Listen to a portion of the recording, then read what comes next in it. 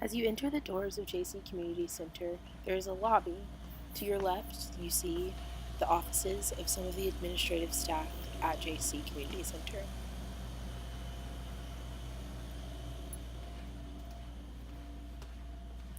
The first place that we will be visiting is the gymnasium. This gymnasium has a large court with 6 basketball goals. The court can be split into 2 half-court. The second room that we will look at is a large open room used a lot for rentals, for parties, or for various other activities that JC Park holds. Next down the hall, we have a kitchen. This kitchen is mostly used by staff, but is also available for rental during parties that may be held at JC Park.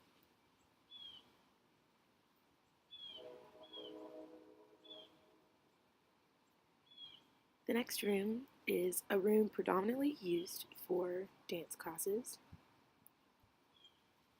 but can be rented out for other uses as well. The next room that we see is the large room used predominantly for bigger classes that are taught at the community center, as well as for bingo and for bridge games. As I toured the facility today, they had just finished playing bridge. Next and lastly, we have the gym room. This room houses lots of equipment, so there are lots of room for errors and risk. Now that we have seen everything in the community center, I want to talk a little bit about the risks that are involved in the community center. Obviously, one of the main risks would be the gymnasium and the weight room. My suggestion for this would be to have signs similar to the ones that I have created, or excuse me, that I have posted in this video, just indicating the rules of being on the basketball court and in the gym with the weights to avoid injury and to avoid liability if injury does occur by having these signs posted.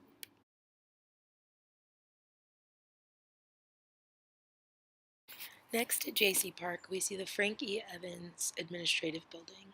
This is such a cool building because it has live plants and a stream inside the building to brighten this up.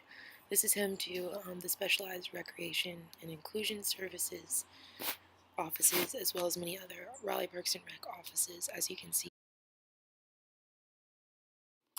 Next up at JC Park, we see the new dog park that was just opened this year. This is designed for dogs to be able to have a contained area where they are allowed to be off leash. There has not thus far been a water source for the dogs, but they have plans to install one. Some construction is being done at JC Park. I'm not sure what it's for, but this is directly beside the dog park.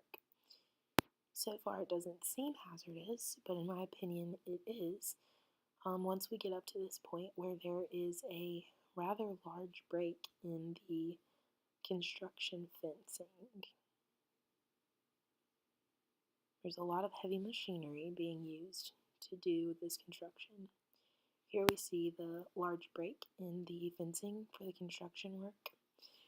And this is a problem to me because of its location. It's right beside the children's area that is not fenced in. So if a child gets out of a mother's sight, even for a little while, they could run off into that hazardous area with all of the construction equipment. Next up, we have the baseball field, which is not supposed to be used by dogs, but a man has his dog out there right now. To the right are the volleyball fields, the volleyball courts. There are 6 volleyball courts, as well as 2 baseball fields and 4 tennis courts at JC Park. These are the other set of the volleyball courts that we see up here. Now, these are not locked at all, so anyone can go in and out. So there is a chance of those being disrupted or not kept up like they are supposed to be. Another risk that I noticed was this ditch that's in between the two, in between the volleyball courts and this baseball field. There's also an electrical box there that is very exposed and open and has lots of things coming out of it that could be dangerous. To the right is that ditch we were talking about. This is a risk because it could be a tripping hazard or a fall risk because it is not marked at all and it's very difficult to see. One of the ways that this could be remedied is by signage, or if the correct financial abilities were there, it could be filled in. The first sign that we see is telling what is allowed to be dumped, and if it is not on that list, where to dump it. So these are recycle bins that have been recently placed in the parking lot at JC Park, and lots of people come with heavy debris to be deposited in them. So because this is a park and there could be kids and dogs running around, I would say that it is a risk to have so much heavy debris and so many cars coming in and out. So a way to remedy this would be to post signs around just watch for children to assure that people are well aware of what is going on around them. This is also a sign letting us know that if you dump anything that is not on the list of things that are allowed in those buckets, there will be a fine. So some of the inherent risks, some that we've already talked about in the community center, such as the gym usage and posting the signs to alert people of the correct way to use the equipment. But some other ones that we may not have mentioned are disability uses.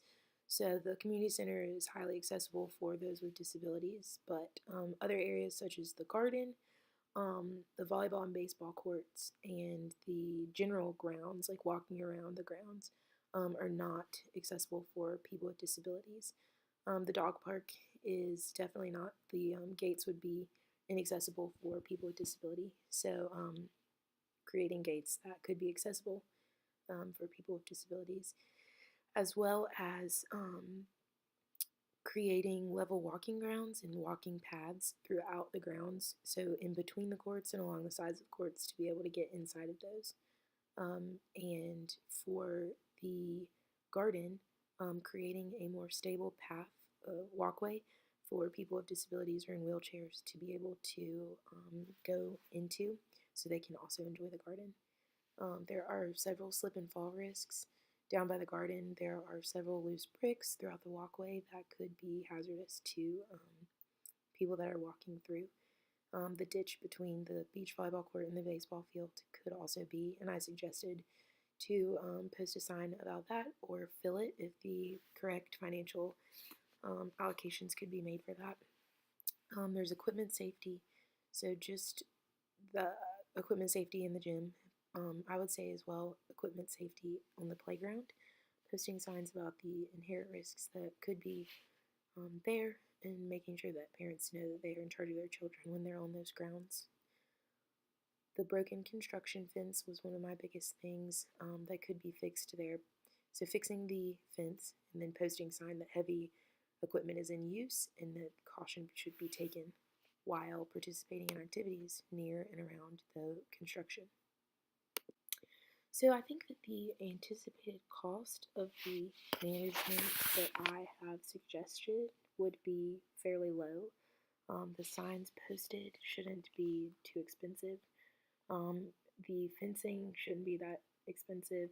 Maybe the most costly thing would be the filling in the ditch. The other implications that it would have would outweigh the cost, in my personal opinion. So the things that would need to happen from a management standpoint would be, I think, to walk the grounds more frequently to understand what the needs of the potential users of the park would be. So to include those with disabilities would be excellent. and be able to include them in those activities. Um, from a management perspective, um, my risk management plan would have a positive impact on the overall agency. It would help them to be more inclusive. It would help them to improve safety at the park and overall be pretty cost effective.